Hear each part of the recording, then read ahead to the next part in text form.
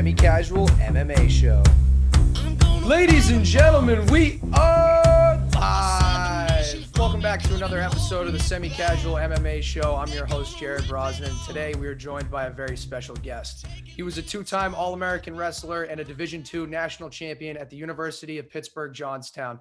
Currently, he is looking to extend his undefeated record against Johnny Soto on March 11th at Bellator 276. Even though he's just getting started, it's clear that he'll be terrorizing the featherweight division for years to come. Please welcome American Top Team's Cody Law. How you doing today, Cody? Good, man. How you doing? Good. Happy to have you on the show. So the last time we saw you in action was back in November, where you won by first round knockout. How are you feeling coming off of such a dominant win? Well, good, man. I'm excited to get back in there. It feels like it's been a long time, even though it's only been a couple months. So I'm excited. Yeah, it's definitely one of the longer layoffs we've seen since you started your professional career, but that's not saying too much given the fact that you fought almost 5 times in one calendar year. Is that something that you're beginning to expect for the rest of your career, that there'll be a bit more of a layoff? Yeah, I think that's kind of the natural progression of things. As you get up the ladder and tougher opponents, you usually can't fight 5 times a year, but we'll see what happens. So just circling back to your last performance, we saw you a lot more confident in the stand-up. That I think is something that we know that you have the wrestling background, but we definitely saw you dominating the stand-up and rain down a lot of ground and pound. Is that something that you've been working on in training camp beforehand to really hone in those skills? Yeah, I mean, always since I started MMA, I've been trying to be the best at stand-up too, and that's exciting for me and for the fans. So I'm always looking to get better in the stand-up, and I think I'm making pretty good improvements right now. Mm-hmm. Definitely. And so all of your professional bouts have been with Bellator, and congratulations. I know you recently just signed a new contract with them. How has your relationship with the company been over these past 2 years? It's been good. I mean, I'm happy. Of course, they give me lots of fights, and I'm making money and being active. I couldn't be happier. And then even though I know you're still super young in the sport, there's a lot of guys in the top 10 that I think you match up really well against. Do you want Bellator to start giving you those ranked fighters in the near future, or do you want them to give you a little bit more experience before you start climbing that ladder? I don't really think about it too much. I'm letting them kind of put me through the natural progression of what they see fit. Put it in the hands of Bellator and my coaches, and see what happens. I'll be fighting those guys sooner or later, and I'll be ready when I do. Definitely. And just to circle back a little bit for your college career, you were extremely successful as a college wrestler. But my question is, what led to you wanting to transfer to University of Pittsburgh, Johnstown? There's a lot of personal decisions I had to make, and I wasn't super happy where I was at in my life and my career when I was there. Obviously, there were things that I loved, and it was a tough decision for me. But I just felt like maybe that was the right decision, and ultimately it was. I was really, really happy I decided to do that. I was kind of relieved right away, immediately, and then once I got there, I realized this was the right place for me. And then even right now today, I still feel like, wow, thank God I did that. Without that decision, I wouldn't have met my coach who kind of helped me get into MMA in the first place, Isaac Greeley, a UPJ alum. So a lot of things, but I'm really happy I did it. Yeah, I mean, it seemed like you got that success right off the bat, but towards the end of your time in college, I know you were able to end off on a high note, which not a lot of people get to do. So what was it like to finish your college wrestling career with that national championship victory? It was non-negotiable. If I hadn't won, I don't know, man. I think I would still be depressed right now. But it's a lot of pressure when it's your final match. You haven't gotten it done, and you have one more chance. If I lose that one, you don't get another shot. So I'm happy, but I still think I should be a 2-time champ. So it's bittersweet. Do you ever see yourself going back to wrestling, maybe trying out for the Olympic team or something like that? I used to think about that a lot. But I think MMA it requires so much time and devotion that the time I would have to take to stop fighting and go back to wrestling, I would lose a lot of opportunities here in fighting, because I'm still learning. I'm still just getting started. I need every day that I have to get better at fighting. Definitely. And I know you had mentioned previously that you met your coach while you were at University of Pittsburgh, Johnstown.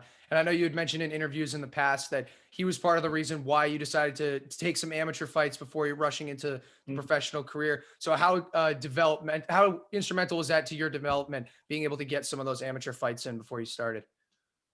Oh man, it was huge. I always tell people that I'm close to that are getting into fighting, they always talk about going straight to pro, and I always recommend doing amateur fights.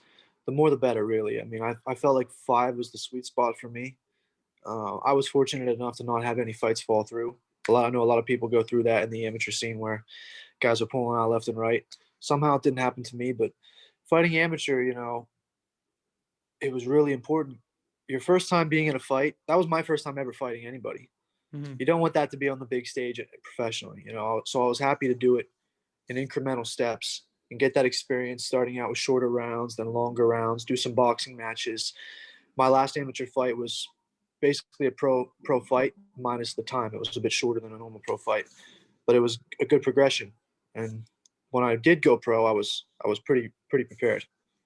Definitely. And I think, do you think that if, had you not taken those 5 amateur fights and gone straight to professional, do you think that you'd still be in the situation you're at with Bellator now? Or do you think that you may have been on some of those regional scenes and then worked your way up to Bellator or UFC?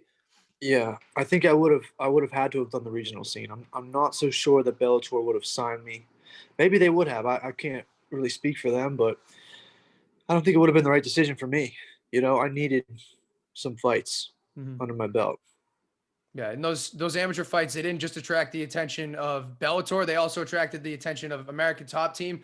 I know you've been training over with them. What has it been like to train under Mike Brown and all those talented fighters over there? Yeah, I mean it's a dream come true. I used to watch guys like I used to watch the embedded videos with Mike Brown on them and all these other guys. The guys that I'm training with every day, my coaches. I've watched so many countless hours worth of film on these guys. And so Mhm. when I first got there to be in the room with them was a weird experience. It was almost like I can't believe this is really happening. And now it's also weird because I'm friends with these guys and it's normal. And just a short time ago, it was just them on the TV screen. Mhm. So, but it's been amazing. Mike Brown's the best coach in MMA in my opinion, and the other coaches at the gym are so good at what they do. And obviously, I think we have the best lineup of all the Mhm. gyms in MMA with the guys we have. So it's hard not to get better here. Who was the you mentioned that you were a little bit starstruck when you first walked in the door there. Who was the person that had you the most surprised just to finally see them in person, not on a TV screen anymore? Um, I guess maybe well, I came down to help Masvidal get ready Mhm. for the first Usman fight, and so I think I walked in the door the first. We went to Dan's house the first night, and George was there, and I was like, this is crazy. And then even in the gym the next day, I think seeing Mike for the first time, Mike Brown and George, and maybe those guys. Those are the guys I was with at first. I mean, everybody really, but Mhm. those guys I've watched so much, and then to see him in person was crazy. You just mentioned Masvidal, and as all MMA fans know, he's got a huge fight coming up against Colby Covington. There's a lot of Yeah, bad blood there, I know, with the former relationship with Colby Covington and American Top Team. So, how do you see your teammate getting that fight done? yeah, man, he's looking good. Hopefully a first round KO. Maybe another flying knee. That'd be something, right? Yeah, let's hope so. I We'll fucking hate see. Colby Covington, so I'm Yeah, I'm yeah, pulling like you and a lot of for other him. people. Yeah, But yeah, and then I know that you've also been getting a lot of rounds in with guys like Pedro Munhoz and Marlon Moraes. What have you yeah. learned from those two legendary bantamweights, either inside the cage or outside of it? Um, I just get really good rounds with them. Like you kind of learn that the higher level the guy, the better sparring partner they are. I can go like endless amounts of rounds with Marlon and Pedro and not get hurt. Mhm. It's just intense enough to where we're getting good work, but we're not hurting each other. And um, I learned about calf kicks from Pedro. That's a lesson I learned. Pedro taught me how serious and how real calf kicks are when I first came to the gym, and I've gotten pretty good at checking calf kicks because of Pedro. So there's one thing at least. Well, there you go. And I know that you get back in there on March 11th at Bellator 276. So, how have you felt your camp has been in preparation for this fight? It's been great. I'm kind of always in camp when I'm in Florida. I go home to Pennsylvania for a bit after every fight, but once I get back here, I'm just in camp. So I was already training before I knew I had a fight, as if I had a fight, because that's just what we do out here, and it's good, man. It's hard. Some weeks are harder than others, but I get great sparring, and I'm ready to roll. How is that having your family back up in Pennsylvania while you're training down in Florida? Does it make it tough to be constantly going back between the two? No, this is normal for me. It's not like I have a wife and kids that I'm leaving. It's just my immediate family. My mom and my siblings, people like that. But I love them. I love to go home to them. After fights, it's nice to take a little break for a week or two and just be back in my home, and then it's nice to come out here and be isolated and just have one purpose. Training and getting ready for fights. So it's a good balance I have right now. That's awesome. Well, your opponent, Johnny Soto, I know he, unlike some of your other opponents, has had some fights at Bellator before. How do you Yeah, feel you match up with him stylistically? I think he's a perfect matchup for me. Just that's pretty much it. Mhm. Perfect matchup. I know you probably don't want to give any of the game plan going into it, but we Yeah. expecting a quick finish here.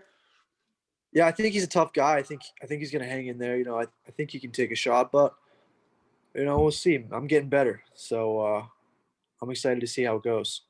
Definitely. And how many times do you think we can expect to see you in the cage for the rest of 2022? At least 3 times, hopefully four. We'll see. I want to be busy. Hopefully maybe March, June, September, December. Maybe one of those is a quick turnaround. Who knows? Well, Hopefully a hopefully, I lot. know going up to Connecticut's probably not your favorite place to fight, but I'm from Massachusetts, so hoping that you get a fight booked up in at the Mohegan Sun down there, so I can go check it out. Because Florida's a little bit too far, and I think your fight coming up is in Missouri, if I'm not mistaken. Missouri. So that's a little tough for me to get down for a broke college kid, but I can make it No, to Connecticut for sure. So I love the Connecticut fights. yeah, is it nice going there? Because I know that's more of like Bellator's home base. Is it nice to fight out of the Mohegan Sun? Yeah, I wish I would fight there every time. Honestly, at this either there or Florida, because Mhm. Florida is like 20 minutes from my apartment at the Hard Rock. But Connecticut, I like because my first four fights were there. So Mhm. every time it was like this is the routine. We stay in the casino, walk downstairs, go fight. It's amazing, and it's not super far from PA, so it's a quick flight home. It's nice. It's probably a nice place to celebrate after all those victories you had too, right at the casino there. Yeah, we're right there in a casino. You don't have to worry about driving anywhere. That's my favorite place to fight Mhm. outside of the Hard Rock here in Florida. All right. Well, hopefully for your next flight, you'll be coming back up to Connecticut, and I'll be able to see you live. But Yeah. just one last question for you, and I know you had mentioned in an interview in the past you like the no nickname, but I gotta ask, have you reconsidered giving yourself a nickname at this point? Nope. Nope. This is my name. Nope. Just sticking with it, just like the Nate Diaz, the Nick Diaz, just Cody Law. Yeah. Yeah, I See, think I think it's actually more marketable than some stupid nickname, that I just made up just to have a nickname. that is true. I see. The thing is, the fact that you got Law as the last name, I just feel like there's so Yeah. much to work with there. But at the same time, it could come off, kind of corny too, I guess, if you don't pick the right one. But maybe Yeah. something like Divine Law, Natural Law, something like that. I'm sure, you shouldn't be taking career advice from me, that's for sure. But those are a couple of suggestions in case you change your mind. Well, I appreciate it, man. We'll see. I'll consider it. But I really appreciate you coming on the show today, man. It was great to Yep. catch up with you, and best of luck in your next fight and all your future fights. Yeah, I appreciate it, man. Thank you. Anytime, anytime.